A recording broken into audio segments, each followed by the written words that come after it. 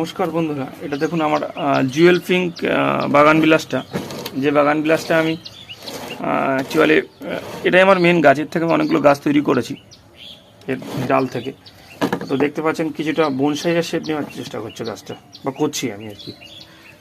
তো এই বর্ষা কমে আসছে আস্তে আস্তে, সেপ্টেম্বর মাস পড়তে চলেছে। তো এই সময় আর কিছুই না, গাছগুলোকে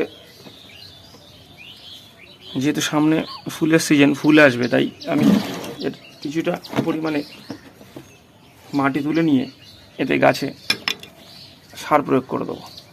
গাছের ডালটা দেখুন, এখান থেকে একটা সুন্দর ব্রাঞ্চ ছিল, যেটা দেখতে খুব সুন্দর ছিল, কিন্তু আমার একটা গাছ সম্ভবত আমার ওই কাঠগোলাপ গাছটি ঝড়ে পড়ে, এর উপরে পড়ে গিয়ে ব্রাঞ্চ কিছু নষ্ট হয়। তো সেই জায়গাগুলো দেখুন আমি কেটে সেই সময়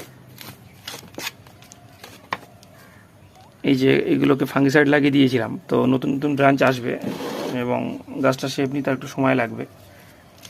তো এই বাগান গাছটা মূলত আমি যে জন্য রেখেছি সেটা হচ্ছে সুন্দর বনসাই করব সেই উদ্দেশ্যে,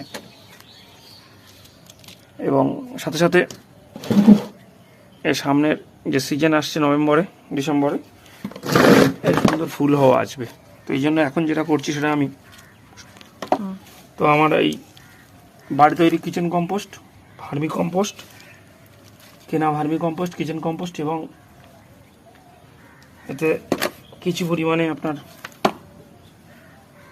বাড়ি যে ডিমের খোসা গুঁড়ো করে নিয়েছি আমি, সেটা দেওয়া আছে। আর দেওয়া আছে পুরনো গোবর সার। এই পুরনো গোবর সার আমার বাড়িতেই তৈরি।